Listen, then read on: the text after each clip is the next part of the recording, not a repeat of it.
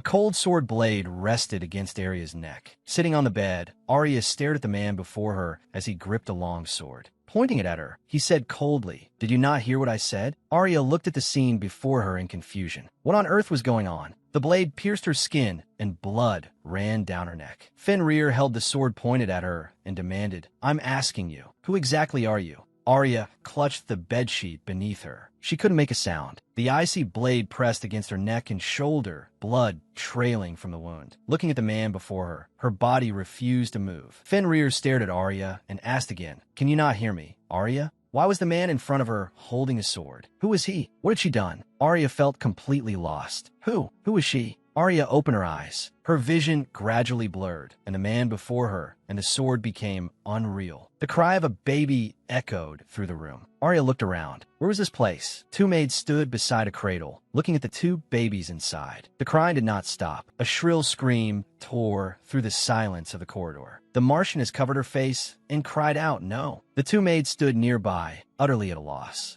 Marquis Bertrren pushed open the door and rushed in, asking loudly what happened. Were the children born safely? A maid stammered in reply, "Yes, but..." Marquis Bertrren walked toward the cradle, his tone softening. "I see. The children must be adorable." He looked into the cradle. Then he froze. One of the babies in the cradle had black hair and was sleeping with her eyes closed. Black hair, a sinister omen. Terrifying. He turned to the maid and ordered, "Get rid of this child at once." Marquis Bertrren stopped the maid just as she was about to leave. "Wait." He looked at the black-haired infant in her arms, his gaze turning cold. "If she's to be disposed of anyway, then before that. But we might as well squeeze every last bit of value out of her." The maid holding the baby felt a chill run through her. Value? What was he talking about? Wasn't this their own child? The baby in the cradle remained asleep, utterly unaware of the fate awaiting her. Morning sunlight spilled onto the windowsill, and birdsong rang clear and sweet. Arya sat by the window, looking outside, lost in thought. A bucket of filthy water was dumped over her head. Arya fell to her knees on the floor, raising an arm to shield herself. Two maids stood there holding empty wooden buckets. "Oh my, you're covered in garbage now." One of them sneered, "You stink. It suits your black hair perfectly." Arya lowered her head and said nothing, letting the dirty water drip from her hair. From the other end of the corridor came a cheerful cry, "Father!" Young Alice came running through the flowers carrying an exquisite gift box. Marquis Bertrren smiled and replied, "Yes, my lovely daughter." The Marchioness followed behind, warning, "Alice, don't run so fast. It's dangerous." Hugging the gift box, Alice said, "I'm fine. Don't worry, Mother." Alice happily walked forward hand in hand with Marquis Bertrren and the Marchioness. "Thank you for giving me such a wonderful birthday present." Arya knelt in the shadows in the distance, watching the happy family, dirt smeared across her face and sorrow in her eyes. She lowered her head and looked at the floor. What was with this blatant discrimination? Could it really be just because of her black hair? Then a sharp slap rang out, and Arya's head snapped to the side, her hair falling into disarray. Marquis Bertrren pointed at Arya and roared, "You useless piece of trash." Why was Alice injured? Raising his hand high, he bellowed in fury. "The one who should have been hurt was you, not her." Another heavy slap struck Arya across the face, sending her sprawling to the side. Alice stood at a distance, looking at the girl lying on the ground, and let out a contemptuous laugh. "You're such garbage." A chill ran through Arya. How cruel. Had this child been suffering such abuse all this time? The scene changed again, and Arya found herself standing in the center of a lavish reception room. Looking at the family before her, Arya asked in disbelief, "You want me to go to the Imperial Palace in Lady Alice's place?" Alice set down the envelope in her hand and answered casually, "That's right. The royal family sent an envoy to take me there to become queen." She lifted her teacup and took an elegant sip. "You should be grateful. Thanks to me, you'll get to live a luxurious life in the palace, Arya." Marquis Bertrren smiled in satisfaction. "This way, our Bertrren family will be safe as well." Arya kept repeating the names in her mind. Arya, the Bertrren family. Those names felt strangely familiar. I feel like I've heard them somewhere before. Then she jolted awake. That's it. I remember now. These names all came from that novel called Emerald, Embraced by the Hands of Fate. The Marchioness lifted her teacup. "If you're going to be Alice's substitute, then make yourself useful." Arya stood there, stunned. Yes, that was it. Though it was hard to believe, this really was the world inside the novel. Hesitantly, she said, "But my hair and eye color are completely different from Lady Alice's." Marquis Bertrren took out an exquisite purple jewelry box. "Put this on, then look in the mirror." Inside the box, Leia's silver ring. Arya looked at it and understood. She picked it up and, under the watchful eyes of the Bertrren family, slowly walked to the mirror beside her. Arya slipped the ring onto her finger. Her long, ink-black hair began to fade from the roots, the color spreading rapidly until, in an instant, it turned to dazzling gold. Arya stared at the sight in shock. She lifted a strand of hair and looked at it in disbelief. It's gold. Marquis Bertrren looked pleased with the result and said proudly, I had this specially made by a skilled craftsman. Arya looked at the ring on her finger as her hair gradually returned to its original color. It had already changed back. In a stern tone, Marquis Bertrren ordered, You must wear it at all times. Listen carefully. Absolutely no one must discover that you are a substitute. Lowering her head, Arya replied, I understand. Marquis Bertrren continued outlining the plan. The scene shattered and reformed again. Fenra asked coldly, Do you not intend to answer? Arya suddenly opened her eyes wide, jolting out of her memories and looking at the man right in front of her. She looked at the sword pressed to her throat. Though she still didn't understand everything, it seemed she had become Arya from the novel Emerald, embraced by the hands of fate. Arya looked at the blade before her. Of all times, it had to be now. It had to be this exact opening scene from the novel. In that shocking part, on her wedding night, Arya was exposed as a substitute and executed on the spot. Blood stained the floor red, and also stained the novel that recorded that fate. What should I do? She thought amid the splashing blood. I have to say something, or I'll die right now.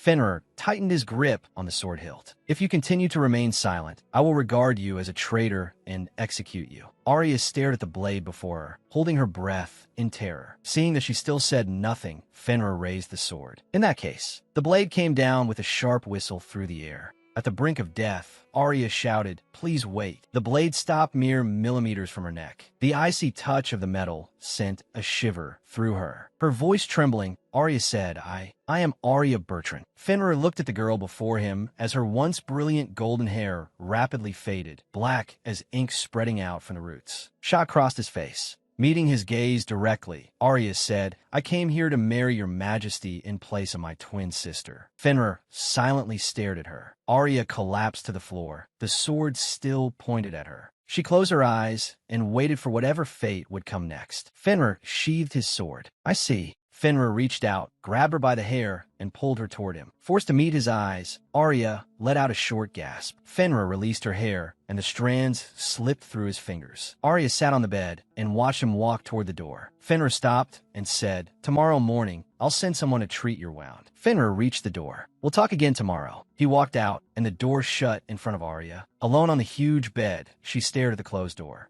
Arya fell back onto the bed. Thank goodness. She reached up to touch the wound on her neck. It hurt. She looked at the ceiling. At least for now, she was out of danger, right? Then she turned toward the window and the pitch-black night outside. If this was a dream, she hoped that when she woke up tomorrow morning, she would already be back in reality. Morning sunlight poured over the magnificent building. Arya opened her eyes and let out a groan. Lying in bed, Arya realized it wasn't a dream. Barefoot, she stepped onto the floor, walked to the dressing table, and picked up a mirror. The girl in the mirror had long black hair and violet eyes. On her neck was still the wound left by yesterday's sword. Looking at her reflection, Arya murmured, I really have become Arya. She sat down on the sofa and looked at the jewelry box on the table. It bore the crest of the Kingdom of Blanchard, exactly as described in the novel. Arya fell into thought. Why had she come into the world of a novel? Had she really already died? She didn't know. She couldn't remember what had happened before she came here. But in those fragmented memories, Arya had been abused, used, and in the end died heartbroken. She lowered her head and looked at her hands. Since I become Arya, I absolutely won't let that tragedy happen again. If things continued like this, she might be killed. And the original Arya had been far too pitiful. Since I've already lived a few more lines than in the novel, then I'll prove that I still have value in staying alive. A knock came at the door. From outside, Lisa asked, Your Highness, have you awakened? Arya looked into the mirror. Her hair had turned golden again. Yes. Lisa pushed open the door and entered. Good morning. I am Lisa, the maid assigned to attend to your highness. I will serve you with all my heart. Arya looked at Lisa and said, Lisa, I look forward to working with you too. Lisa bowed slightly. Forgive me for saying so, Your Highness, but there is no need for you to be so polite to me. Adia smiled. Understood. Looking at herself in the mirror, she thought, this feels unfamiliar, but I have to be careful. I must not arouse suspicion. As Lisa arranged medicine and bandages on the tray, she said, without further delay, I'll treat your wound and help you prepare. After breakfast, I will escort you to His Majesty Fenra's office. Adia froze. In a low voice, she answered, all right. Looking at herself in the mirror, she thought, that's right. He said he'd hear my explanation today. Arya clenched her skirt. I have to pull myself together. For Arya and for myself. To survive. Arya changed into a magnificent purple dress. Standing before the mirror, her gaze grew resolute. Lisa accompanied her down the wide corridor. Walking silently behind Lisa, Arya recalled the image of a sword pressed to her throat the night before. I'm so scared, just thinking about facing that sword again. But if I stop here, I'll never be able to find happiness. Arya clenched her skirt tighter. Her eyes hardened with resolve. Lisa stopped in front of a towering door and gestured to the side. This way, please. Arya looked at the tightly shut doors and took a deep breath. Lisa knocked and said, Your Majesty, I have brought Her Highness the Princess Consort. A low voice came from inside. Send her in. The heavy doors slowly opened. Arya stepped into the office and saw Fenra seated behind his desk. Looking at her, he said, You've come, Arya. Bertrren. Arya stopped and quietly looked at him. Leaning back in his chair, Fenra stared at her with a sharp gaze and said, Tell me everything you know. Resting his cheek on one hand, he added all of it. Looking at him, Arya felt immense pressure. If she really told him everything truthfully, would he still let her live? There was no guarantee of that at all. A little impatient, Fenra asked, How long do you intend to keep me waiting? Staring at Arya, he continued, Speak within 3 seconds. 3, 2. Startled, Arya blurted out, Yes, Your Majesty. Arya lowered her head, trying to calm the panic in her heart. I have to steady myself. Right now, I am Arya. Lies and excuses probably won't work on him, though I don't want to remember Arya's memories at all. Arya took a deep breath. I will tell you everything I know. Fenrir sat elegantly on the sofa, carrying an air that allowed no objection. He waited in silence. Arya began, sitting on the sofa. I was born in the house of Marquis Bertrren, one of twin daughters. However, no one was happy about my birth. No one celebrated it. Young Arya scrubbed the walls of a dim corridor with a rag in hand. Dressed in rough servant's clothes, she worked clumsily, shrinking back against the wall in fear. A door at the end of the corridor opened. The Marchioness came out and laughed mockingly. Hurry up and work. Then, after seeing the figure in the hall clearly, she shrieked, Why are you here? The Marchioness rushed forward and shoved Arya to the ground. Don't show that disgusting black hair of yours to the world. Marquis Bertrren swung a heavy stick and struck young Arya hard, roaring furiously. How many times do I have to tell you? Curled up on the cold floor, Arya endured blow after blow. She let out a cry of pain and could only lie there helplessly. Alice stood not far away, holding a pair of sharp scissors. Looking at Arya on the ground, she said, My poor sister, why don't we just cut your hair short? Alice added, Maybe if we cut it off, golden hair will grow in. Alice grabbed Arya's long hair and began snipping. Black strands fluttered down in clumps. Mocking her, Alice said, Black hair is just too filthy. As she burst into laughter. How lovely. Doesn't this suit you perfectly? Arya kept her head lowered, her messy short hair hiding her expression. She silently endured it all. Arya scrubbed clothes hard in a wooden wash basin. She stopped, scooped up cold water, and splashed it on her face, trying to clear her mind. Carrying a heavy basket of laundry, she walked to the back courtyard, where several maids were hanging bedsheets. Arya stumbled between the white sheets. Two maids stood nearby watching her, laughing maliciously. Arya's foot slipped, and she pitched forward. The basket in her arms rolled onto the ground, and the freshly washed clothes scattered into the mud. One maid covered her mouth and laughed. Oh dear, how terrible. We'll have to wash them all over again. Kneeling in the mud, Arya was surrounded by the maids' piercing laughter. Ever since I was very young, I was abused without end. I shut my heart away and lived like a doll. No matter how I cried, no matter how much I hated everything, no matter how I begged them to stop, nothing changed. The Marchioness looked at the letter in her hand and gasped. Alice is to become a candidate for queen? Marquis Bertrren held a letter stamped with the royal seal and said, It has been officially decided. The Marchioness looked flustered. Oh, what are we going to do? I heard His Majesty Fenra is a cruel tyrant. Turning away, Marquis Bertrren said, This is a request from the royal family. For the sake of the Bertrren house, we cannot refuse. Waving her hands, the Marchioness cried, Just thinking of my precious daughter becoming unhappy is unbearable. No. Marquis Bertrren smiled slyly. If we use that item, perhaps things will turn in our favor. Seated behind his desk, he said, cheer up, I have a task for you. Arya listened expressionlessly, with no ripple in her heart. Looking at the man across from her, Arya said, that's what happened, all the way up until today. Sitting on the sofa, Fenra asked, so that's all? Arya nodded. Yes, that's all. Fenra fell silent, examining the Arya before him. The Bertrren family's actions already amounted to an insult to the royal family. They refused to fulfill the marriage contract simply because they doted on their own daughter. Was that truly the only reason? An old book lay scattered in darkness, its pages yellowed with age. This should have been written in the novel, but I can't remember it. Arya looked ahead solemnly. Sitting on the sofa, Fenra said, I understand now. You're merely a substitute. Arya looked at him and gave a small gasp. Then she let out a breath of relief, folding her hands over her chest. Resting his chin on one hand, Fenra looked at Arya and said, sending a substitute to become queen is utter madness. He pushed open the window, walked onto the balcony, and looked down at the courtyard below. Standing at the balcony's edge, Fenrir turned to look back into the room, his expression cold. He remained there in silence, gazing into the distance. Then he turned back, his eyes deep and unreadable. Arya sat alone in the spacious, luxurious room. Looking small, Fenrir stepped back inside from the balcony and looked at her. He walked toward Arya and stopped. Naturally, one can predict this much. Sitting on the sofa, Arya looked up at him. Standing before her, Fenrir said, there must be some kind of conspiracy hidden in all this. He bent down and gripped Arya's chin, forcing her to raise her head. Staring in her eyes, he said, Arya Bertrren. Arya said nothing. Fenrir continued, your true identity must remain secret from everyone but me. Arya gave a startled gasp. What did that mean? Did he want to see how the Bertrren family would react? With Fenrir's fingers still at her chin, Arya obediently replied, understood. I will do as you say. Leaning close to her ear, Fenrir said, and one more thing. Arya looked at him, waiting for the rest. In a low voice beside her ear, he said, until I order otherwise, you are no longer Arya Bertrren. You will live as Alice Blanchard. Lowering her eyes, Arya answered,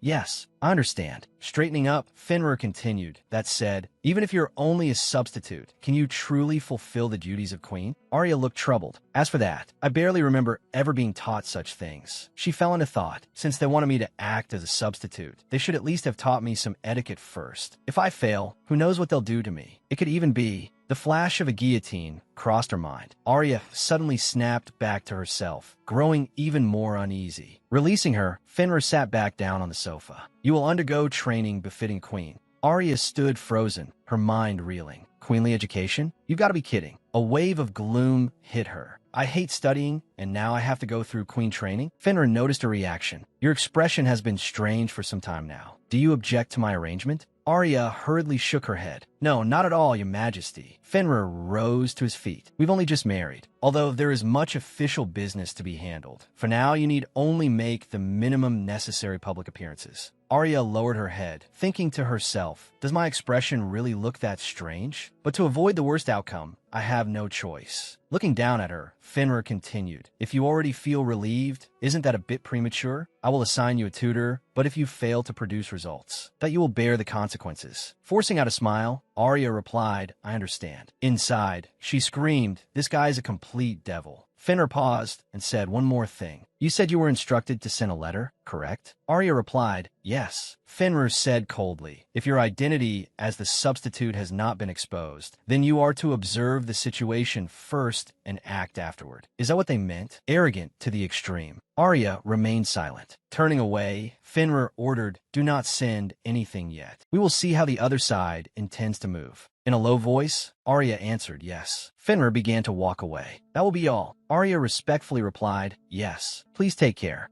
After Fenrir left, Arya stood alone in the empty room, lowering her head and complaining inwardly. He says it so easily. When the time comes, the one who'll be scolded by my parents is me. The door softly closed. Alone in the splendid bedchamber, Arya looked at the shut doors and thought, at least for now, I won't be sent to the guillotine. But she did not relax her guard. Lowering her head, she thought, I absolutely cannot let down my guard. From now on, I have to work even harder than before. Yet despite her resolve, reality was far crueler than she had imagined. The so-called queenly education was far harsher than she had expected. Under the stern gaze of her tutor, Arya was forced to learn all manner of tedious etiquette. She sat before mountains of books, memorizing dull knowledge day and night. Even late into the night, she remained hunched over her desk in the flickering candlelight, persisting in exhaustion. Several weeks passed in the blink of an eye. At last, Arya finished the thick stack of documents in her hands. She sat at her desk while Lisa waited beside her. Pressing a hand to her forehead, Arya muttered, "Besides the formal queen's education, I also have to deal with all this official work. My head is about to explode." She picked up the little bell on the desk and shook it lightly. A clear chime echoed through the room. A knock came from outside, and an official in a black uniform entered. Arya handed him the organized documents and said, "Take these." After he accepted them, she continued, "I've made a brief summary based on the key points, and I've also added notes to the parts that need revision. Please review those as well." The official replied respectfully, "Understood. Thank you for your consideration, Your Highness." Arya looked at Lisa beside her and asked, "Lisa, are you tired too? Let's have some tea." Exquisite cakes and black tea were set upon the table.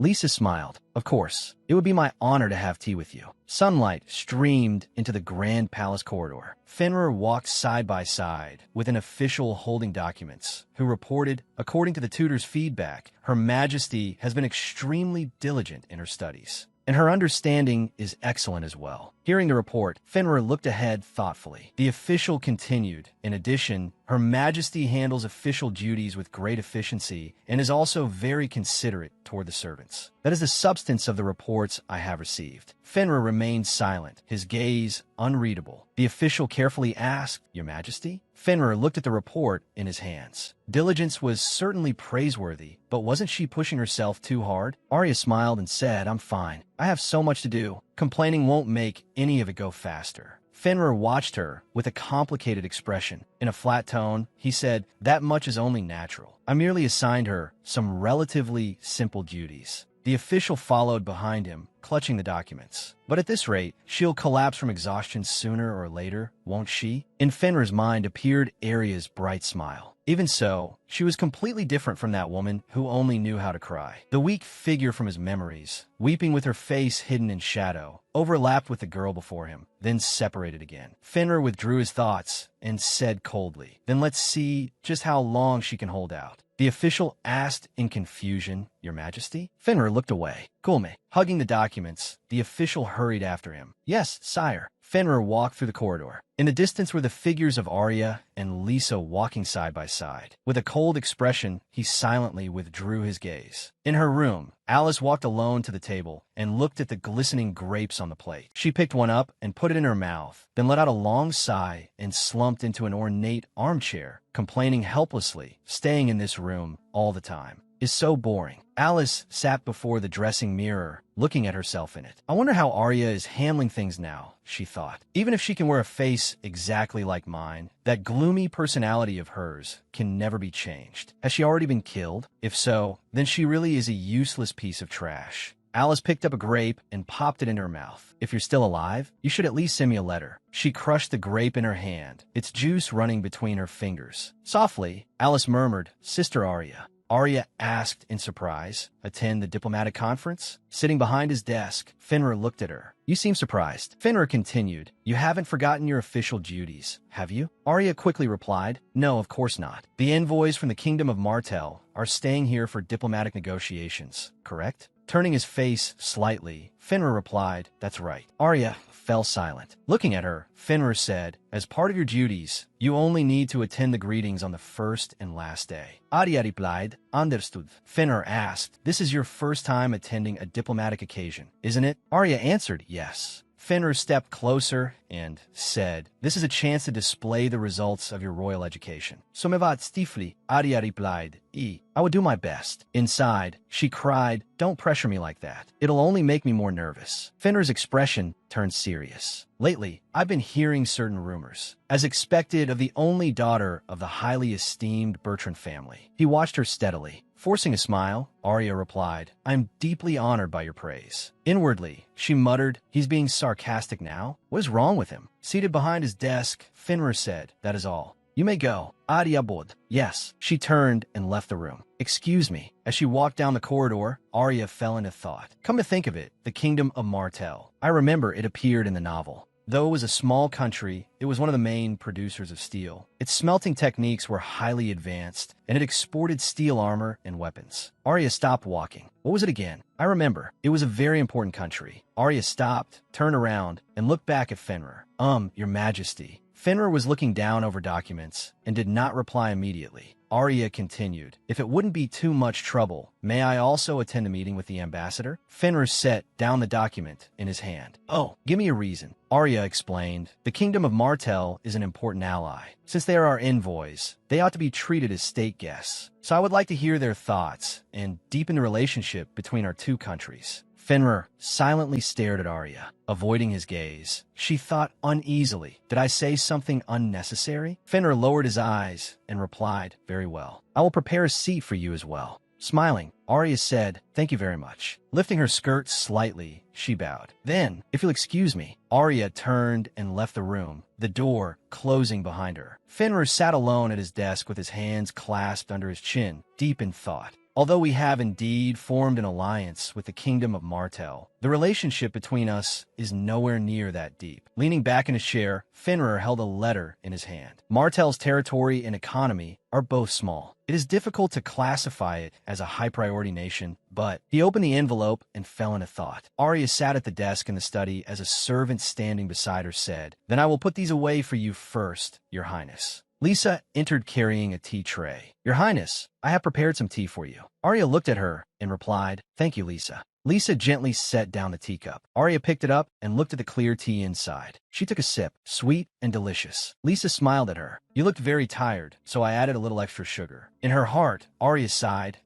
Lisa is an angel, completely unlike someone else. In her mind appeared the bizarre image of Fenrir wearing a maid outfit and serving tea. No, absolutely not. I don't even have the courage to drink tea made by that man. Even if he really brewed it, I wouldn't dare touch it. Arya shook her head. I can't believe I imagined something so unpleasant. Looking at Lisa, she said, Thank you, Lisa. Holding the teacup, Arya continued, I really am tired, but this is actually interesting. Lisa asked in surprise, huh? Arya sat at the desk flipping through documents as she said, Doing this work lets me hear people's voices up close. It makes me happy. It makes me feel like I'm someone useful. Looking at her, Lisa softly said, Your Highness. Arya lowered her head and continued handling official business. Maybe I should work a little harder. At her side, Lisa gently advised, Please don't push yourself too much. Arya stopped her pen and looked up at Lisa. Then, as if suddenly remembering something, she froze. Arya slammed her hand onto the documents on the desk. I remember now. In the latter half of the novel, a coup broke out in the kingdom of Blanchard, and the key to preparing for the war was the smelting technology of the kingdom of Martell. I'm certain of it. Arya's face grew grave. Could it be that the ones who launched the coup were the Bertrren family? She clenched the seal tightly in her hand. How frustrating. I can't remember any more of the details. Night fell. A shadow appeared before the gates of the estate. Sitting at her desk, Arya thought there should have been other characters too. Pressing a hand to her forehead, she thought, No, I can't remember it all. I only bought that novel because the cover was attractive.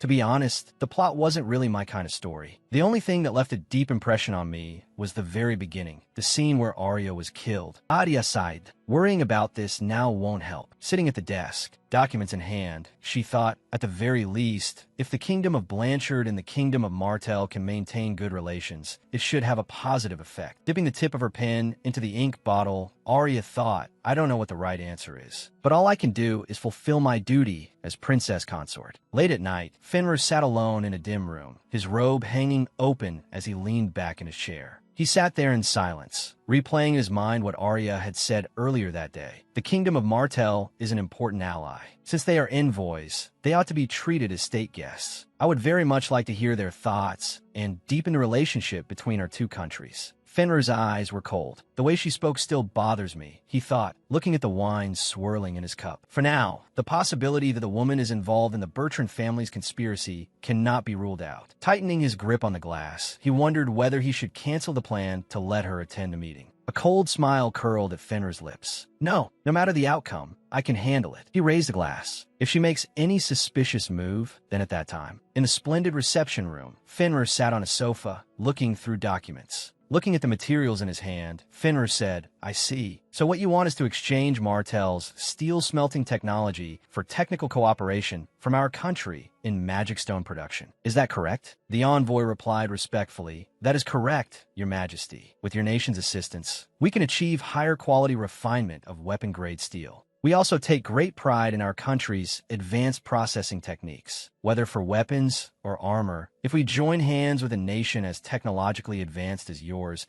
it will surely benefit both of us greatly. Fenra said nothing and continued examining the papers in his hand. Sitting nearby, Arya silently observed the negotiation. The envoy continued, Furthermore, your country also intends to sell the resulting high-quality processed products to other nations, does it not? After all, that is our principal industry. Fenra stopped moving. Beside him, Arya showed a surprised expression. Looking at the envoy, Fenra said, You are like a mirror, changing your appearance according to the person standing before you. The envoy smiled and replied, What a mirror reflects is truth. If the image reflected in your majesty's eyes appears distorted, would that not simply be the true form of the one being reflected? Fenra stared at the envoy in silence, his gaze sharpening. The atmosphere in the reception room instantly dropped to freezing. Uneasily, Arya looked at the two men. Fenra placed a hand on the hilt of the sword at his waist. Arya noticed the movement, her expression turning tense. Fenra said, Steel is heavy and difficult to control. However, Fenra rose to his feet and drew the sword at his waist. Once struck, it changes shape. The envoy collapsed back onto the sofa in terror, staring at the blade before him. Arya suddenly stood and rushed to Fenra's side, both hands tightly gripping the arm with which he held the sword. Fenra stopped. Looking at him, Arya said, Your Majesty, please allow me. Fenra turned his head slightly. What is it? Looking at him, Arya said, I have heard that the southwestern region of Martell is suffering from famine and is in a very difficult situation. She continued, if this cooperation could help ease the disaster there, then perhaps that would be a good thing as well. Fenra looked at Arya in silence. She went on, His Majesty the King of Martell and Your Excellency the Envoy must both wish to strengthen your country and protect your people. That feeling is surely genuine. When you spoke of not being satisfied with the present and seeking further technological innovation, I could feel your great passion for steelmaking. The envoy looked at Arya in surprise. Your Majesty. Arya turned to Fenra and asked, Your Majesty, do you not carry that same wish in your heart to protect your people? Fenra remained silent. Inwardly, Arya thought, I remember there really was a scene like this in the novel. His feelings should be just as I remember. Arya looked back at the ambassador and said, That may be true, but our country's technology is also extremely valuable. You will, of course, give it the proper consideration, won't you? Sweating nervously, the ambassador replied, Why, yes, of course. Nodding repeatedly, he continued, If you are willing to assist us, then aside from exports to other nations, we intend to give Brankel and Charles absolute priority. In both quality and quantity, they will come first. Fenrir silently stroked his chin while Arya watched him anxiously from the side. I don't remember all the details, but we were supposed to maintain friendly relations with Martell. Please, don't refuse this offer. Fenrir sat back down on the sofa. Go draft the agreement. The specific terms and product details can be decided later, Arya. Arya looked stunned. The ambassador also froze in place. Both of them stared at Fenrir in disbelief. Looking at the ambassador, Fenrir said, If your nation's technology were to decline like this, that would indeed be regrettable. The ambassador, greatly relieved, bowed deeply and replied, We will surely turn this into prosperity for our country. Fenrir answered calmly, Naturally. Standing at the side, Arya finally let out the breath she had been holding. Thank goodness. When he suddenly started mocking them, I thought everything was going to fall apart. That was the most nerve-wracking moment of my life. The ambassador hurried over to Arya and cried out excitedly, Your Majesty the Queen, I never imagined you would care even about the most remote corners of our country. As expected of the queen of a great nation. This kindness, we will never forget it. Arya looked flustered as the ambassador kept bowing. And no, please don't do that. Please raise your head. Fenrir thought to himself. So she knows about the famine in Martell. Even so, that ambassador had originally intended to negotiate in a way that was entirely favorable to his own country. If I had forced things through and secured an agreement that brought them no benefit whatsoever, that would have been easy enough. But this woman, Fenrir watched Arya's back. Though her methods differ from mine, she managed to secure enormous gains for Brankel while arriving at the same result. As Fenrir looked at Arya, he thought, I can't remember the last time something was resolved this peacefully. Most people either tremble in front of me or do nothing but flatter me. With people like that, I've always believed pressure was the fastest way to solve things. Yet that method always reminds me of my former self. It is not a pleasant feeling. Fenra watched Arya speaking with the envoy. Perhaps it isn't so bad for things to end in such a satisfactory way. Back in her room, Arya threw herself onto the soft bed. I'm exhausted, but it's the pleasant kind of exhaustion. Maybe this is what accomplishment feels like, Arya. She closed her eyes. Or maybe I'm just relieved that I survived. There was a sound at the door. Arya sat up and looked toward it. Lisa. The door opened, and Arya stared in surprise as Fenra walked in. I'm coming in. He strode past her without hesitation. Arya remained where she was, watching him head toward the sofa in the center of the room. Fenra sat down, and Arya asked awkwardly, may I ask what this is about? Looking at her, Fenra said, you did very well in the meeting earlier. Thanks to you, we now have the foundation to place ourselves in an advantageous position. Arya froze. Is he praising me? Is he sincerely complimenting me? Or is there some hidden meaning behind it? Arya answered stiffly, thank you very much. If I was able to help, then it was my honor. Leaning back against the sofa, Fenrir said, now that I think about it, you have cared deeply about Martell from the very beginning. Even if you were receiving training as queen, it is hard to believe you would commit yourself so firmly based only on surface-level knowledge. Arya's heart skipped a beat. Oh no, the reason I thought Martell was important was because I remember the plot from the novel. Did I look too eager and make him suspicious? Arya hurriedly explained, and no, it's not like that. Lately, I've been studying Brankel's foreign policy, especially the parts concerning Martell. I even asked the servants to help gather some information about Martell for me. Arya lowered her head. Even though I promised not to interfere with your decisions, I still couldn't help speaking up in the end. I'm very sorry. Inwardly, she prayed, please don't ask any more questions. Looking at her, Fenrir said, raise your head. Arya paused, then slowly lifted her head to look at him. Leaning back, Fenrir said, as queen, you still have many things you need to learn, but you possess a perspective that I do not. From now on, continue to handle matters with that same resolve. Arya was stunned. Looking at Fenrir, she noticed his expression had softened. There was the faintest trace of a smile at the corner of his lips. Flustered, she replied, why yes, I understand. Fenrir walked toward the door. Then I'll see you tomorrow. Arya was still lost in her shock. Was that man just smiling? In a dim room, Alice paced back and forth irritably, the hem of her skirt swaying with her hurried footsteps. Overturned gift boxes and scattered odds and ends littered the floor. Stopping abruptly, Alice shouted, why haven't we received a single message even now? Her parents stood to the side, watching her with grave expressions. Alice continued, there's been absolutely no movement from the palace either. The Marchioness spoke in an attempt to soothe her. It's only been a few weeks. Be patient and wait a little longer. Suddenly, Alice swept her hand toward a nearby vase. It crashed heavily to the floor, shards and water splashing everywhere. Brilliant roses scattered across the wet floorboards. The Marchioness cried out, while Marquis Bertrren pressed a hand to his forehead and let out a long, pained sigh. Looking at her parents, Alice said, if that woman gets killed while using the name Alice, I won't be able to stay in this house either. How can you act so? Unconcerned, Marquis Bertrren replied, since no bad news has come, that thing must be handling things well enough. The Marchioness nodded in agreement. That's right. As long as she hasn't been beheaded, there's no problem. Turning toward the door, Marquis Bertrren warned, do not do anything foolish.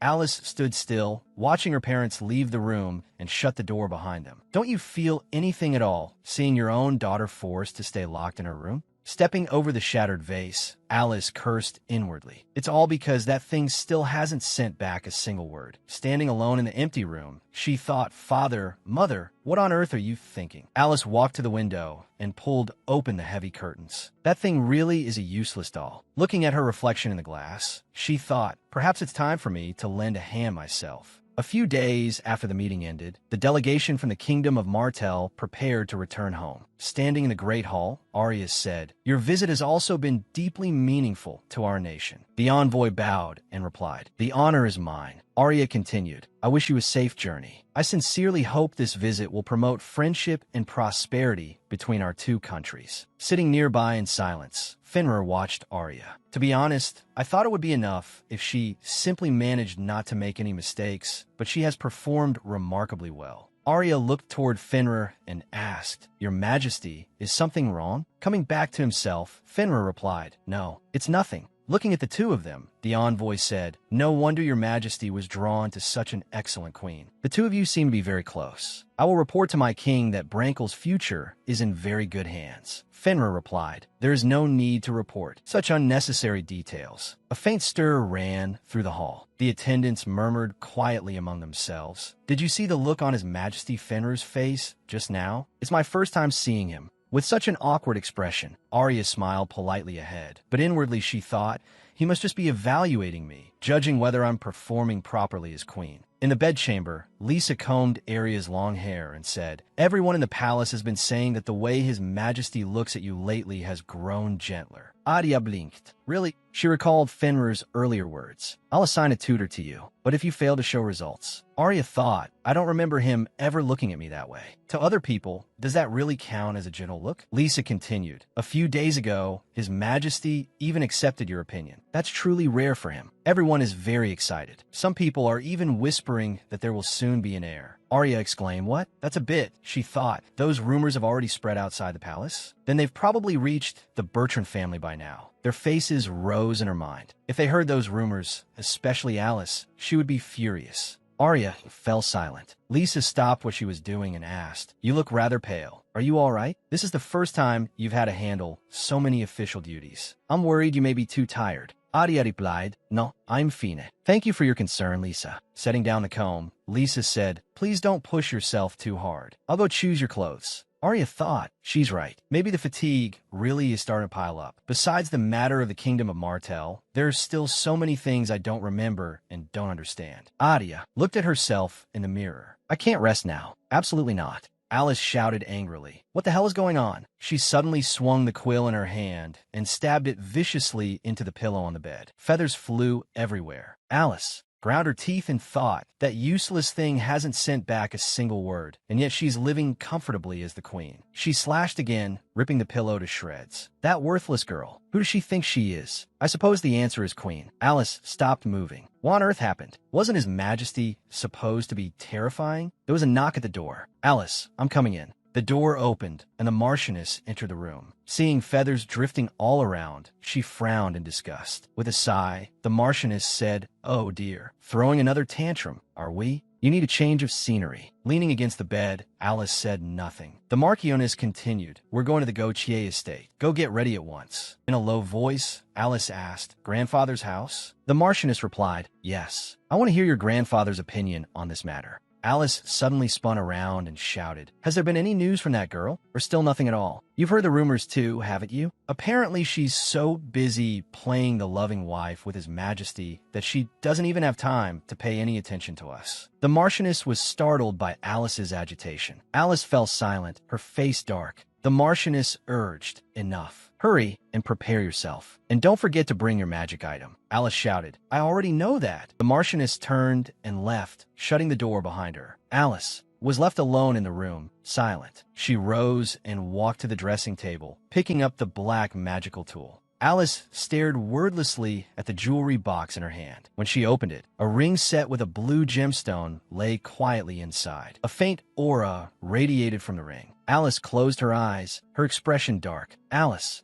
looked at herself in the mirror and thought, she's nothing more than my cheap substitute. She should hurry up, surrender the throne, and die in some forgotten corner. Grabbing her own hair, Alice ground her teeth. I'm the only true golden-haired Alice here. In the palace office, Arya sat at her desk handling documents while Lisa stood nearby. Suddenly, Arya stopped. The hand holding her quill trembled slightly, leaving a streak of ink across the page. Arya pressed a hand to her forehead as a sharp pain hit her. Lisa looked at her worriedly and said, "Your Majesty the Queen, you look especially pale today. Perhaps you should rest for a while." Arya answered weakly, "Thank you. You're right. I think I should lie down for a bit." Arya tried to stand, bracing her hands on the desk, but her fingertips were trembling. The scene before her eyes began to warp. Her consciousness blurred. Arya let out a faint sound.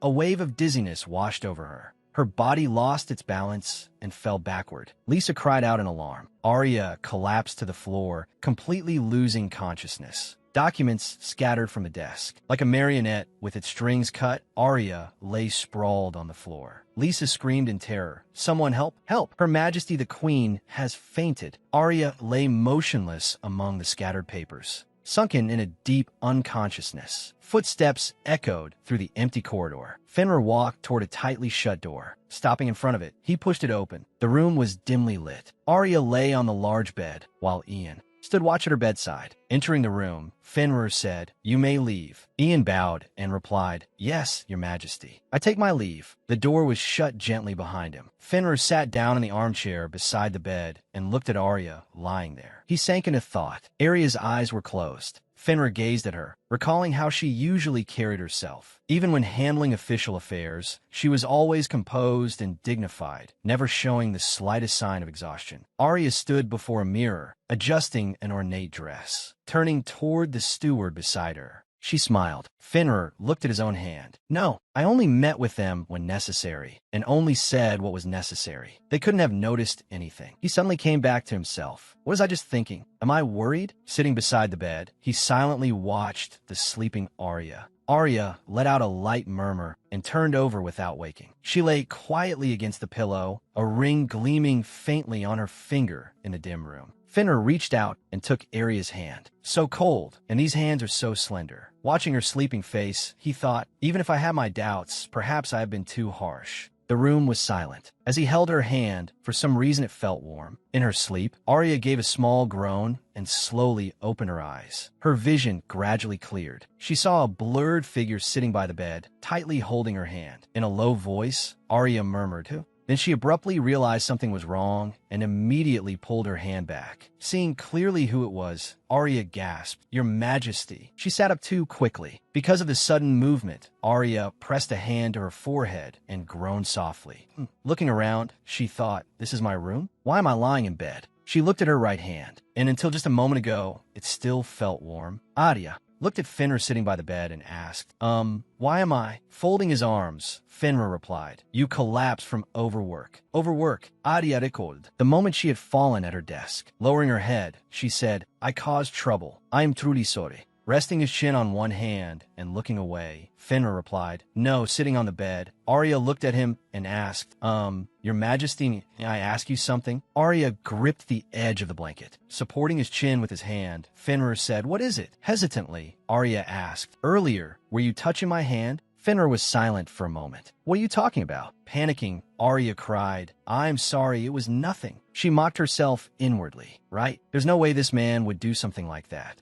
Suddenly, he leaned over and pressed a hand to Arya's shoulder. "If you collapse again over something like this, it will be troublesome." Arya was pushed back onto the bed and stared up at the man so close to her. "Your Majesty." Looking at Arya's hand, Fenrir said, "Rest for today." He took her hand, his fingertips lightly brushing across the back of it. Arya jerked upright and flung his hand away. Someone might see. Fenrir stared at her in silence, then reached out and grasped her wrist. In a low voice, Fenrir said, "From now on, only in front of me." He gazed at Arya. "I permit you to remove the ring." Arya froze, staring at the man before her, unable to speak. Fenrir released her wrist. His fingers slid down through her long hair, the strands slipping between them. Puzzled, Arya asked, What is that?" Fenrir sat in the chair by the bed with his back partly turned to her and said nothing. Looking at Arya, Fenrir said, "Even if you possess a great deal of magic, continuously maintaining black hair and using a magical tool like that must be a burden on your body." He continued, "If you keep fainting over and over, it will be troublesome." He stood up. "By tomorrow morning, I'll have this room cleared out. Get some proper rest." Turning, Fenrir walked toward the door. Arya watched his back. "So, when he mentioned the ring earlier, that was why?" Lowering her head, she softly replied, "All right, thank you very much." Fenrir stopped walking. "From now on, come to my private dining room at mealtimes." Sitting on the bed, Arya looked at Fenrir's back in confusion. Turning his head slightly, he asked, "Do you understand?" Arya suddenly came back to herself. Yes, I understand." Inwardly, she wondered what he meant by that. Isn't that where His Majesty usually takes his meals? Lowering his eyes slightly, Fenrir said, "Recover quickly, Arya." Arya stared in disbelief at the direction in which he left. The sound of the door closing echoed through the quiet bedroom. Alone on a large bed, Arya sat there blankly staring at the shut door. Then she suddenly pulled up the blanket, collapsed into the soft pillows, and buried her face deep in the bedding. Arya's mind was in complete chaos. What is going on? She reached up and lightly touched her cheek with her fingertips. He actually said my name just now. I don't really understand it, but if the rumors are true, he's supposed to be a cold and heartless man. She sat up again. Then there was no reason for him to come all the way here to see me, right? Arya raised a hand and lightly brushed her black hair with her fingertips. Normally, a hair color like this should be hated. Sitting at the edge of the bed, she sank into thought. But he doesn't seem to dislike black hair at all. Why is that? On the table lay the ring set with the blue gemstone. At the Gautier family estate in the neighboring kingdom of Elbir, Alice was sitting on a sofa with the Marchioness when the door opened and Abel walked in. Alice ran over to him. "Grandfather." Abel looked at the Marchioness and said, "Oh, Victoria?" Alice froze, making a confused sound. The Marchioness took Abel's arm and said, "Father." Abel embraced the Marchioness and said, "My daughter, I've missed you very much." The Marchioness replied, "I've missed you as well." Looking at her, Abel continued, "Your room has been kept exactly as it was when you left. No matter whom you marry, you will always be a member of the Gautier family. You may return whenever you wish." The Marchioness nodded. "Of course. To me, this is still the place where I feel most at ease." Alice was full of confusion. Even mothers like this too. Why? Stepping forward, Alice called out, "Grandfather." Abel turned to look at her. You are Alice? Because of your hair color, I didn't recognize you at first. Why are you here like that?" The Marchioness looked at Alice and said, "That's enough. Take off the ring." Alice replied, "All right, mother." She removed the ring from her finger, and as soon as it came off, her long brown hair instantly returned to its dazzling gold. Alice revealed her true appearance. Looking at the change before him, Abel exclaimed, "Oh." The Marchioness went on, "While you're at the Gautier house, you may take it off." Alice nodded. "Understood." Abel lifted a lock of Alice's golden hair and said, "How radiant it is." The Marchioness looked at Abel and said, "I want to hear your thoughts on this matter, father." Abel replied, "I understand. Then let us speak somewhere else." Turning to Alice, the Marchioness said, "Alice, stay here." Abel and the Marchioness turned and left together, leaving Alice standing alone in the corridor. Watching them go, she felt somewhat exasperated. Grandfather and mother are both making such a fuss over something as trivial as hair color. Alice walked to a mirror and looked at herself with her restored golden hair. "My hair was always golden to begin with." She reached up and gently stroked the long strands hanging over her chest. "That's right, this golden hair is the real me." Suddenly, Alice let out a sharp cry.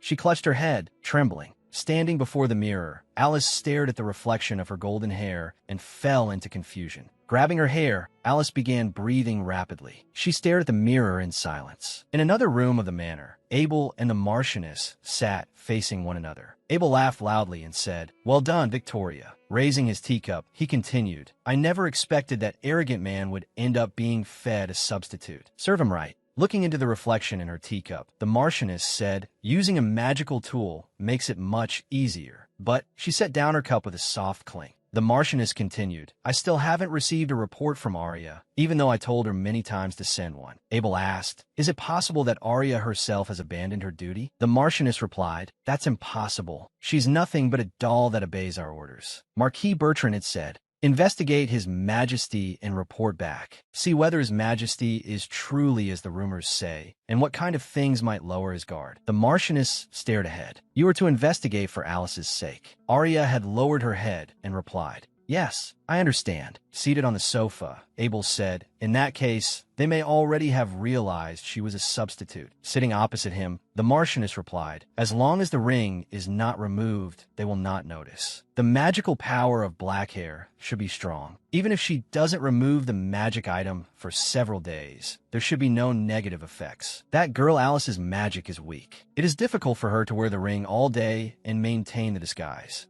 Looking at Abel, the Marchioness asked, "There hasn't been any warning or punishment sent to the Bertrren family, has there?" Holding his teacup, Abel replied, "No, none at all. There has been no contact whatsoever." Setting the cup down, he said, "Then they must be observing your movements in secret." The Marchioness looked somewhat surprised. "Yes, that does seem the most natural conclusion." Abel continued, "The fact that they gave trade priority to the kingdom of Martell alone is enough to infuriate me. We had been watching that place all along, and yet that man dared to toy with my daughter with such shamelessness." Abel clenched his teeth, his face growing angry. Looking at him, the Marchioness said, "Father." Abel set down his teacup. "Word has also reached here that the king and queen of the kingdom of Brankel have arrived in Elber. He rose and walked to the window. Whether the rumors are true or not, it would be best not to act rashly for now. The Marchioness replied, "Understood, father." Turning back, Abel warned, "Listen carefully. Keep a close watch on their movements. If Arya contacts you, report it to me immediately." A cold smile appeared on Abel's face. Whether Arya and Alice have truly exchanged places or not, the current situation is an opportunity for us. The Marchioness looked at Abel's expression, slightly puzzled. Abel said to her, "Regrettable as it is, you should return to Brankel for now, and do not come here again for a while. Make sure Alice remains obedient as well. If she refuses to obey, locking her up is acceptable." Lowering her head, the Marchioness replied, "Yes, father." Alice grabbed a dress and tore it violently apart. "What is this? I've only just come back, and now I'm being told to return to my room immediately? Mother, this is too much." Alice paced furiously around the room. Father didn't even come to see his own daughter. Why do I have to suffer such humiliation? All of this is because of that person.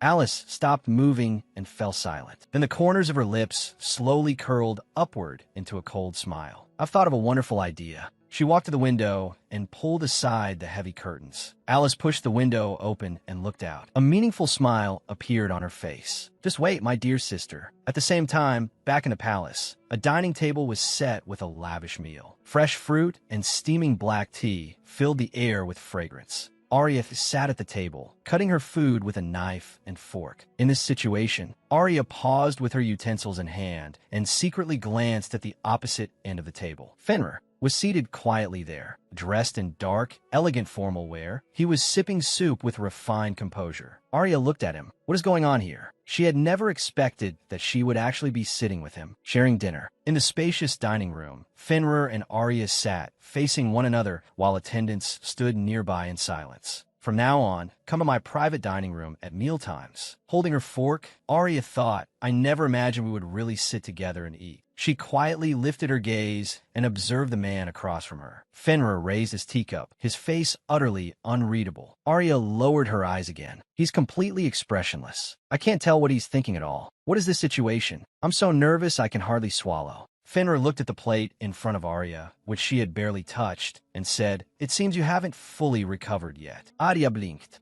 Fenra continued, "You're eating very little." Flustered, Arya replied, "And no, my body is perfectly fine." Staring at her, Fenra asked, "Then is the food not to your taste?" Arya hurriedly denied it. "No, not at all." Looking at Fenra, she thought, "I feel like he's pressing me about something." "Your Majesty, what is it?" Turning to Lisa behind him, Fenra ordered, "Prepare something else." Lisa bowed slightly and replied, "Yes, Your Majesty." Arya was very surprised by what she saw. She quickly waved her hand. The food now is already very delicious. There's no need to prepare anything new." Fenra stared at Arya in silence. The two of them looked at each other across the table. Then Fenra said, "Next time, I'll have them prepare things more suited to your taste." He folded his hands on the table. "Tell the maids what you like." Looking at Fenra, Arya said, "All right, thank you very much." Arya looked at Fenra. Could it be he's worried about me? And a few days ago, when I wasn't feeling well, he came to see me too. I really don't know what to do with that. Back in her room, Arya pressed a hand to her forehead and sighed. "I've been tense ever since this morning. Now all the exhaustion is crashing down on me at once." There was a knock at the door. Startled, Arya replied, "Yes, come in." The door opened, and Fenra stood there. "May I interrupt?" Arya looked at him in surprise. "Your Majesty?" She quickly said, "Yes, of course." Looking at the delicate pastries on the table, Arya asked, "Your Majesty, what are these?" Sitting across from her, Fenra replied, "As you can see, dessert." Arya blinked. "I see. Thank you very much." She picked up a pastry. "Then I'll have some." Arya took a bite and looked pleased. "So delicious. After being busy all day, the sweetness is slowly sinking into my body." Fenra silently watched her. Looking at him, Arya asked, "Your Majesty, won't you have some too?" Fenra took a sip of tea and said, "I do not like sweets. These were prepared especially for you, so don't worry about me. Eat as much as you like." Setting down the cup, he looked at Arya's fingers and continued, "Take off the ring as well. It will be more comfortable." Obediently, Arya replied, "All right." She removed the ring and set it on the table, then looked at Fenra sitting before her. "Ever since breakfast, I've been thinking, isn't the difference between the way he is now and the way he used to be a little too great?" As she ate her sweets, Arya wrestled with her thoughts. Maybe I should just ask him directly. She paused and looked at Fenra.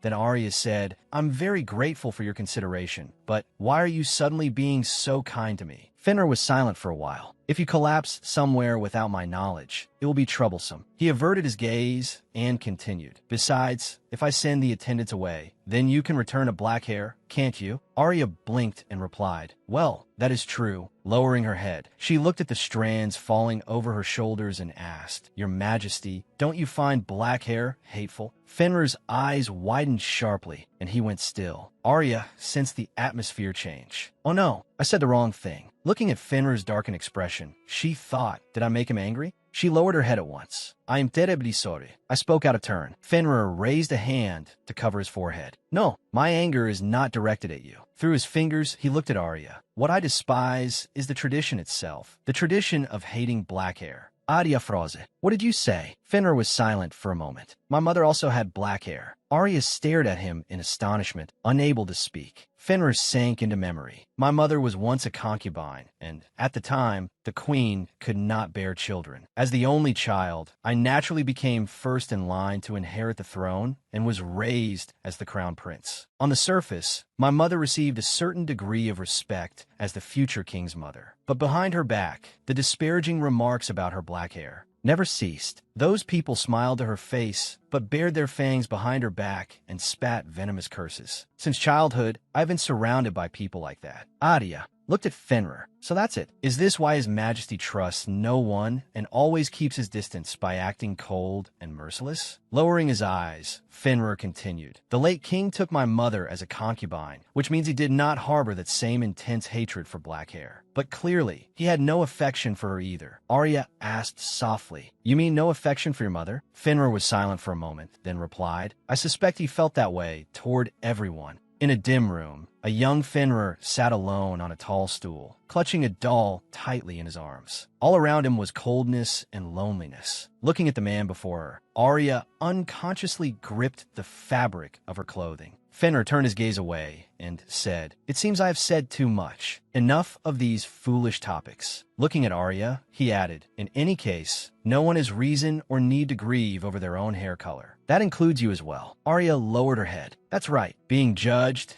and criticized over something you cannot control. Looking at Fenrir, she thought, has he suffered the same kind of pain too? Fenrir stood up. I'll be going now. Arya looked at his retreating back, still dazed. Fenrir stopped walking. Before you sleep, you'd best smooth out the crease between your brows. Arya froze, then instinctively raised a hand to her forehead. The door shut softly with a click. Arya stared at the closed door for a long time, without moving. Standing before the desk, an attendant respectfully said, Your Majesty, I believe the time for this year's visit to Vanir is approaching. How would you like the schedule arranged? Fenrir set down the document in his hand. Has it already come to that time? Make it 3 weeks from now. The attendant nodded. Understood. After hesitating, he asked, Then, will Her Majesty the Queen accompany you as well? Fenrir fell silent. In his mind appeared the image of Arya sleeping peacefully. Lowering his eyes, he replied coolly, No, I will go alone. Arya looked at the abundant food on the table and asked, A trip to the kingdom of Vanir? Raising his teacup, Fenrir said, I leave in 3 weeks. Setting down her teacup, Arya asked, I don't need to accompany you? I'm sure that's what the annual schedule said. Fenrir replied, It is an annual rite. There is no need for you to go with me. Sitting in her chair, Arya thought,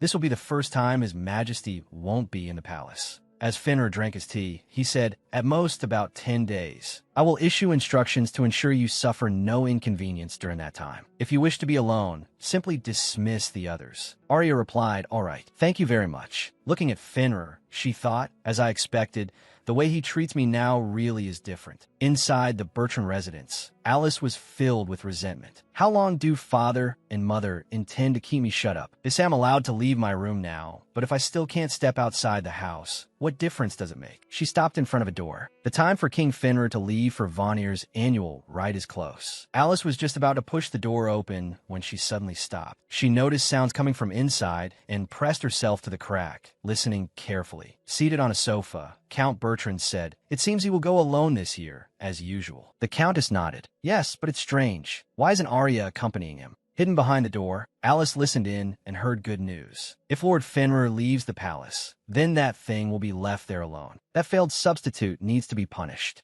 A few days later, there was a knock at the door. Count Bertrren opened it and looked at Alice, who was sitting by the window reading a book. Walking in, he said, "You seem to be in a good mood today. I heard you wanted to see me." Closing the book in her hands, Alice replied, "Father." Pointing to the stack of books on the table, she continued, "I've already finished all of these." Looking at the books, Count Bertrren said, "Oh, I see. I'll bring you some more. Is there anything in particular you'd like to read?" Sitting in her chair, Alice replied, "I don't mind following your recommendations, Father." She placed a hand on one of the books. "But besides reading, I'd also like something else to pass the time." Count Bertrren asked, "What would you like? Dresses? Jewelry?" Smiling, Alice replied, "I certainly would like to see dresses and jewelry. But besides that, I would also like some magical tools made for children to play with." Marquis Bertrren frowned at the pile of magical tools. Alice smiled and said, "They're just toy-like little gadgets. When I was young, I had lots of shiny, pretty things like these. I used to play with them all the time. So, may I relive those memories, Father?" Marquis Bertrren thought for a moment before replying,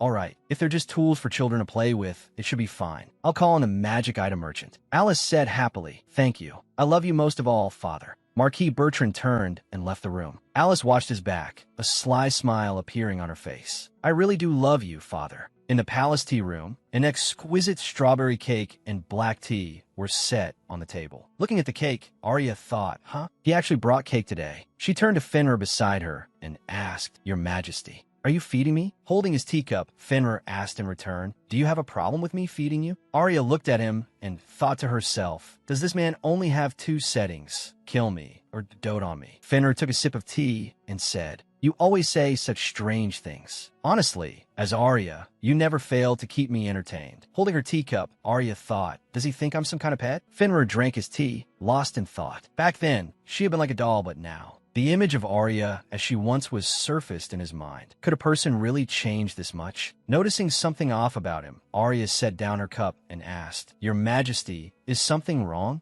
Fenra came back to himself. "No, it's nothing." He took out an elegant jewelry box and said, "Anyway, I came today to give you this." Arya looked at him in surprise. Fenra continued, "Give me your hand." Arya held out both hands, and Fenra placed the jewelry box in her palms. Cradling the box, Arya looked at him hesitantly. Sitting on the sofa, Fenra said, "Open it." Arya replied, "All right." When Arya opened the box, inside lay a brooch set with a huge red gemstone. Sitting beside her, Fenra said, "When I'm not around, make sure you wear it." Arya asked in confusion, Fenra turned his head away and replied, "Just think of it as a good luck charm." Looking at the brooch, Arya repeated softly, "Good luck charm." Then she smiled at Fenra. "I understand. Thank you." Fenra urged, "Try it on." Arya picked up the brooch and replied, "All right." She fastened the red gemstone brooch to her chest. "It's beautiful." Looking at her, Fenra said, "It suits you." Arya froze and stared at him in surprise. Fenra looked away and asked, "What kind of expression is that?" Arya hurriedly replied, "And no, it's nothing." She gently touched the red gem at her chest. She fell silent. Fenra gazed at her, but what surfaced in his mind was a cold image, a blood-red memory of a blade slicing across a throat, blood splattering over a gem of that same red. Arya suddenly came back to herself and realized Fenra was leaning toward her. She gasped, "Wait." Fenra, expression grave, stared at her without a word. Arya looked at the face so close to hers, her heart in chaos. What? He's way too close. She cried out, "Hold on, what is happening?" Fenra moved closer to Arya. He reached out, his fingertips touching her neck. Arya shut her eyes, and Fenra watched her. Fenra withdrew his hand and said, "It seems the wound has healed." Arya blinked. "Stand."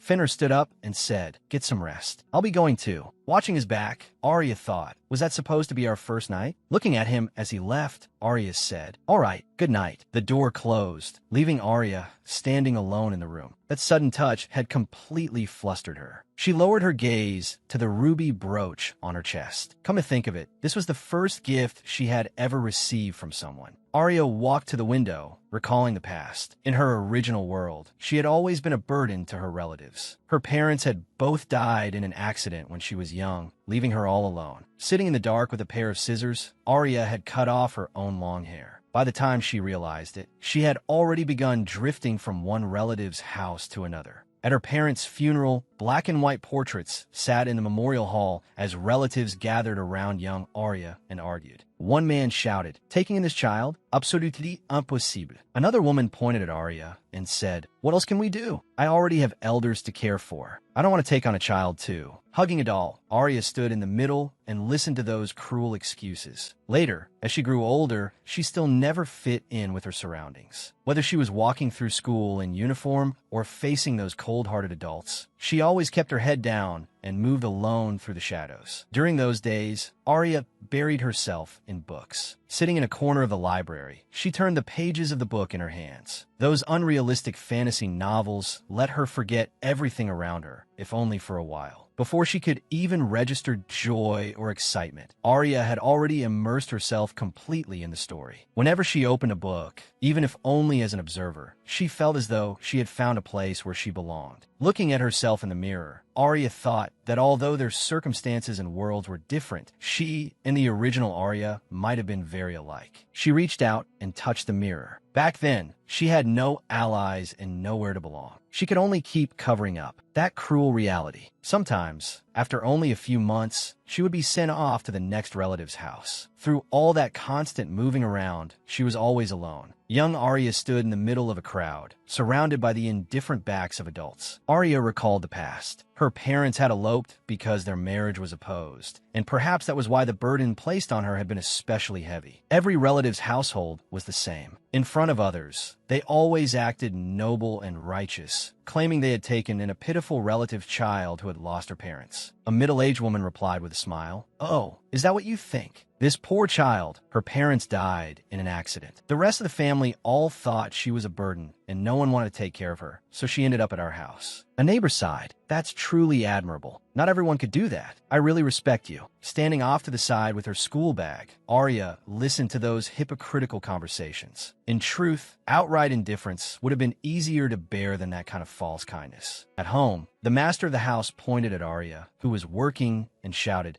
"At the very least, we keep you fed and clean." Arya knelt on the floor, wiping it down in silence, enduring it all. Arya recalled her former self, the girl whose long hair had been forcibly cut off by her relatives. Perhaps it was precisely because they were so alike that she had become the Arya she was now. In front of the mirror, the Arya of two different worlds pressed their foreheads together, hands overlapping, as if completing some kind of union across time. Arya pressed her lips together, then raised both hands and patted her cheeks. Pulling herself together, she said, "I can't keep making that gloomy face anymore." She stood up, clenched her fist, and said firmly, "From now on, I can only live as Arya." Arya looked out the window. "At least now, I'm not just a burdensome child anymore. As the queen, I should be of some use, right?" Still uncertain, she murmured to herself, "Right?" She took a deep breath. "It's okay. At least they'll think I have value in staying here." Arya clenched her fist. "As long as I still have value, no one should suddenly press a sword to my neck." Fenra appeared in her mind, sword in hand, staring ahead with cold eyes. "I really want to believe. That won't happen." Arya closed her eyes, lost in thought. Fenra holding Alice's hand. "Arya, look at the ruby on her chest. As for His Majesty, I want to know more about him." Sunlight spilled over the grand palace buildings, and inside a room was an array of exquisite ornaments and dolls. A middle-aged man said to Alice, "Look here. I know you like beautiful things, Alice, so I prepared all of these especially for you." Looking at the gifts before her, Alice exclaimed, "Wow, which one should I choose?" The man patted her head and said, "I have work to attend to, so stay here and pick whatever you like." Alice replied, "Thank you, Father." Watching him leave, the smile gradually vanished from Alice's face, her gaze turning cold and deep. She looked at the attendant beside her and asked, "Hey, which one here is the most expensive?" The attendant looked at her hesitantly. "You don't have to choose, just one. I'll buy that one and give it to you. But in exchange, I want you to prepare something for me." The attendant asked uneasily, "Is that really all right? Does your father know about this?" Alice pressed a finger to her lips. "Keep it a secret from Father. If you do as I say, I'll take even better care of you from now on. See, that's not a bad bargain, is it?" After a moment of silence, the attendant said, "I understand, my lady. Then, what is it you want?"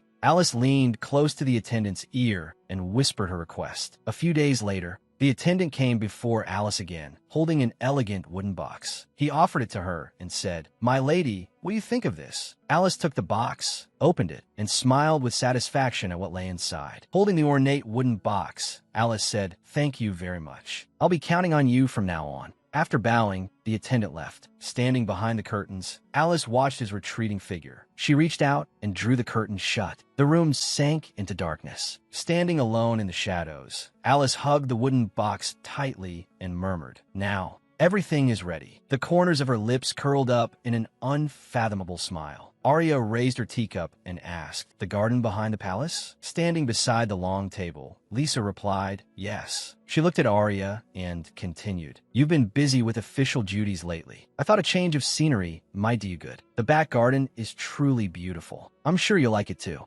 Arya looked out the window and said, "You're right. The weather is lovely today. Maybe I should go take a look." As Arya lifted her cup, Lisa smiled and suggested, "In that case, Your Majesty, why not have His Majesty show her the way?" Arya paused and looked at Fenra beside her. Fenra was holding his teacup. Arya asked in surprise, "And me?" Then she looked at him and continued, "His Majesty?" Sunlight poured over the neatly trimmed royal garden. White doves skimmed above layered greenery and hedge mazes, while the fountain at the center sent water echoing through the courtyard. Amid the blooming flowers, Arya stood by the terrace, taking in the view. Walking at her side, Fenra asked, "Is this your first time seeing this place up close?" Arya smiled and replied, "Yes. Before, I'd only seen it from afar a few times from inside the palace. But this is my first time coming to this side of the garden." Looking ahead, Fenra said, "I see. Then let's go." The two of them slowly descended along the path. Fenra held out his hand, palm up, and stopped it in front of Arya. Confused, Arya stared at the gesture. Fenra sighed. "Where did all the etiquette you learned before disappear to?" Arya froze in place. Fenra simply took her hand, her heart filled with astonishment. Since when did escorting someone become this kind of thing? Fenra led her forward by the hand. "My apologies," Arya said softly. "Thank you for helping me." The two walked side by side along a flower-lined path. Arya thought to herself, "I never imagined a walk in the garden with His Majesty would turn out like this." She recalled the scene from not long ago. When she had asked Lisa for advice, she had never expected things to develop into this. Time rewound to a little earlier indoors. Arya asked, "Lisa, may I ask you something?" Lisa replied, "Of course." Hesitating, Arya continued, "If you want to get to know someone more deeply, what would you do?" Lisa smiled meaningfully and asked, "Could it be that you mean His Majesty?" Arya jolted upright and protested, "It's not like that." "All right." Lowering her head, she continued, "Lately, I feel like he's become much gentler. Or rather, sometimes he gives off that kind of feeling." The faster she spoke, the more flustered she became. "No, that's not it. It's just that, as queen, I feel I ought to know more about him. Like, what foods he likes, for example." Watching Arya panic, Lisa laughed inwardly. The queen's flustered side is truly adorable. Gently, Lisa replied, "I can tell you everything I know, but I think the best choice would be to speak with him directly." Calming down, Arya said, "You're right. I should ask him myself." Lisa smiled at her and said, "If you've decided, then leave the arrangements to me." Seated at a round table in the garden, Arya looked at Fenra across from her and thought, "I never imagined Lisa's plan would be to suggest it directly to His Majesty." Fenra looked at Arya, his gaze falling on the ornament at her chest. "You're wearing it already." Arya replied, "Yes." In a soft voice, she said, "This is the first gift I've ever received." Touching the red gem at her chest, Arya added, "I'm really happy." Fenra gazed at her, sinking into thought, seeing her so pleased. "Why does that make me feel so pleased too?" Arya spoke up. May I ask you something?" Fenra replied, "What is it?" Looking at him, Arya continued, "Your Majesty, what do you like?" Fenra fell silent. Looking at Arya's earnest expression, he was full of confusion. Where did a question like that come from? Is this some kind of trap? Waving her hands, Arya said, "No, sorry. Let me put it another way. For example, what's your favorite color?" Fenra looked aside and thought, "My favorite color? If I had to choose one, I suppose it would be cool tones. To be honest, I've never really thought about something like that." Arya silently took note. Cool tones, like blue, just like His Majesty's eyes. "I'll remember that." Then came the sound of fluttering wings, and a pale violet bird landed on the table. Arya gasped, "Wow." The little bird stood on the tablecloth, tilting its head at her. Arya reached out and lightly brushed its soft feathers with her fingertips. "You're not afraid of people at all, are you? You're so cute." Arya gently scooped up the bird from the table. It affectionately pecked at her fingertips. Sitting across from her, Fenra quietly watched the scene. Arya noticed his gaze. "What?" Fenra looked away. "Nothing. I was just thinking that you'd make that kind of expression." Over a bird. Arya looked confused. Over a bird? She looked at Fenra before her. Come to think of it, in the past, because I was always so tense, I never noticed. Arya looked into Fenra's eyes. In those clear, jewel-like eyes, her own reflection was visible. Arya thought to herself, they're really beautiful. Fenra quietly held her gaze. Beneath the pavilion bathed in the glow of the setting sun, the little bird on the table spread its wings and flew off toward the woods. A single feather drifted slowly down. Fenra calmly watched its descent. Arya seemed a little dazed. Fenra stood and said, "We should head back. The sun will be setting soon." Arya rose as well. "Yes, I suppose so." A small sense of reluctance welled up inside Arya. "But I want to talk with him a little longer." Fenra turned to leave, and Arya hurriedly called out, "Your Majesty." Arya asked, "If you have time in the future, could we talk in the garden like this again?" Fenrir turned his head slightly and looked at Arya, bathed in the evening light. He withdrew his gaze. "Of course, if I happen to be in the mood." The corners of Fenrir's lips lifted slightly in a faint smile. The golden dusk spread across the whole palace, stretching their shadows long. A few days later, the day finally came for Fenrir to depart for the kingdom of Vanir. Horses had already been prepared at the manor gates. Fenrir was stroking his horse's back when Arya approached with Lisa at her side. Arya looked at the size of the entourage and asked, "Aren't there too few guards and attendants for a send-off?" Fenrir turned and replied, "I don't like making a spectacle of things. The fewer people I have with me, the freer I am to move." Arya looked at him. He may be the ruler of a nation, yet he acts like this, though it does suit his majesty perfectly. Fenrir stepped closer to Arya and lowered his head to speak near her ear. "Even the palace is not absolutely safe. And there's also the matter of the Bertrren family. While I'm away, something unexpected may happen." Arya listened as Fenrir continued, "Stay vigilant." Arya nodded. "I understand. Thank you for worrying about me. The Bertrren family is still a marquee house. Even if they really wanted to do something, I don't think they would make too much of a scene." Fenrir looked at Arya and said, "If that logic held true, you wouldn't have ended up in the palace in the first place." Arya replied quietly, "That's true." Fenrir withdrew his gaze and turned toward his horse. Arya stood where she was, watching his back. Fenrir halted. "You may relax a little, but don't overdo it." Arya watched him leave and thought, "He saw right through me." Mounting his horse, Fenrir added, "If anything happens, send word to me at once." Arya replied, "Yes, your majesty." From atop his horse, Fenrir looked down at her. "I'm leaving." Arya waved him off from the manor gate. Sunlight streamed through the high windows onto the red carpet. Lisa walked behind Arya as Arya looked ahead and sighed. With his majesty gone, the palace feels much emptier. This place is astonishingly huge, though she felt a little lonely aside from that. Arya smiled to herself, secretly delighted. "Finally, I have my own time again. I don't have to stay tense every second. This feels so relaxing. How should I use all this free time?" Walking at her side, Lisa said, "Oh, by the way, your majesty, what did you think of the garden the other day?" Arya stopped and replied, "I loved it. I had a wonderful time there, and I talked with his majesty about many things." She sank into thought. "Right, I want to give him something in return to thank him for the brooch." Arya touched the ornament at her chest. "I don't know what would make a good return gift." She turned to Lisa and asked, "Lisa, I want to thank his majesty for the brooch he gave me. What do you think I should give him?" After thinking for a moment, Lisa replied, "Let me see. I think his majesty would be happy with anything you gave him."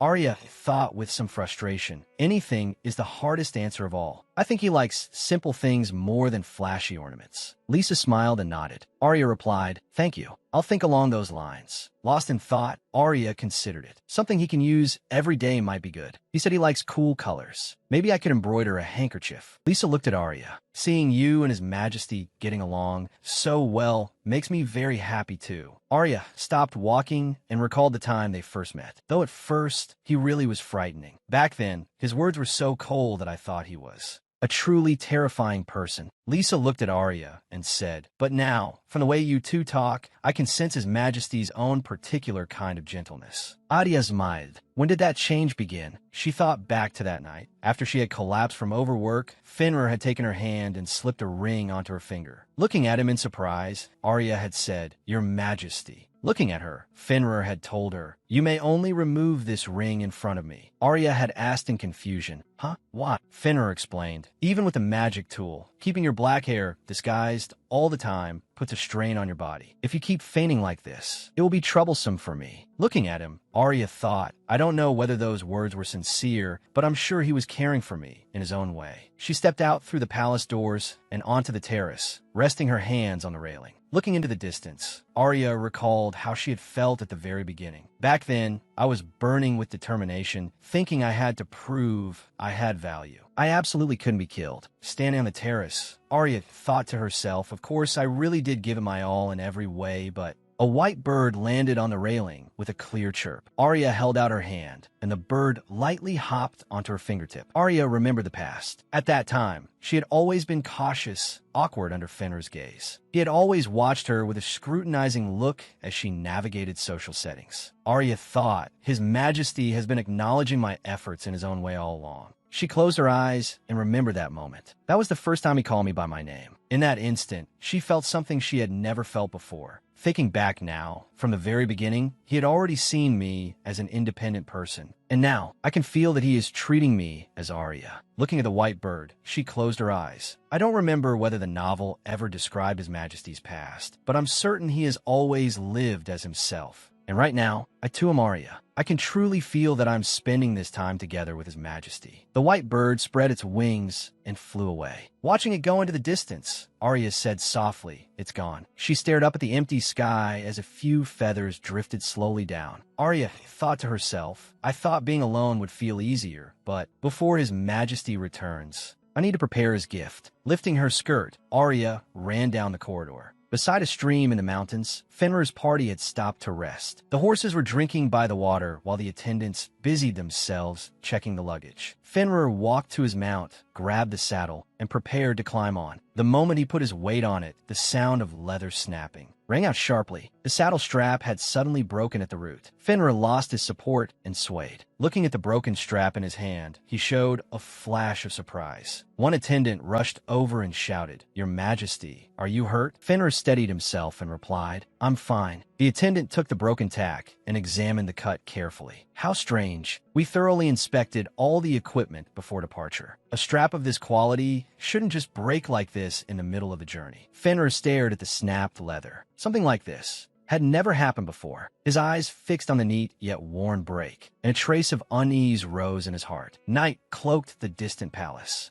A young officer stopped and looked toward the brightly lit building. "We'll escort you only this far. If we get any closer, it will arouse suspicion." Alice stood nearby in a black cloak. Turning to her, the officer asked, "How exactly do you plan to sneak in?" Alice smiled faintly and replied, "That's only my stand-in." The officer froze as Alice's figure gradually dissolved into black mist. Alice appeared in one of the palace corridors. Leaning against the wall, she panted and said, "No one told me this would be so exhausting." She lowered her eyes to the ruby in her hand. "This thing can't move me very far at all. Just how many times do they expect me to use it?" "Whatever." Alice tore off her cloak and casually tossed it into a flower bed. "Now that I'm here, I don't need this piece of trash anymore." Standing before a patch of blue roses, she stared ahead with a cold expression. Alice walked through the empty hallway in high heels, the sound of her steps echoing through the stillness of the night. Ahead, a maid cleaning the corridor came into view. Alice stopped and said, "You there?" The maid startled and immediately lowered her head respectfully. "Yes, what are your orders, Your Majesty?" Alice looked at the maid before her. "Your Majesty, that has a rather nice ring to it. I just took a walk in the garden, but I'm still not used to how the palace looks at night. Take me back to my room." Bowing, the maid said, "Yes, of course. Please come this way." Following behind the maid, Alice thought, "See, no one has noticed anything strange." The maid led the way and said, "Please go straight, then turn right. I'm not permitted to go any farther, so I'll have to leave you here. Will that be all right?" Alice turned her head slightly and replied, "Thank you. This is fine. Of course it's easy, because I am the true mistress of this place." Standing alone by the window, Alice thought, "This is almost disappointingly easy." Late at night, Arya sat on the sofa reading a letter. Suddenly, there was a knock at the door. Arya set down the letter and looked toward the door, thinking in confusion. Who could it be at this hour? Maybe it's Lisa. She stood, walked to the door, and gripped the handle. She slowly pulled the door open. Through the narrow gap, a cold eye appeared. Arya's eyes widened in terror. She instinctively stepped back. Alice abruptly shoved the door open and entered the room, slamming it shut behind her. She stood before the door, looking at the startled Arya, a cold smile on her face.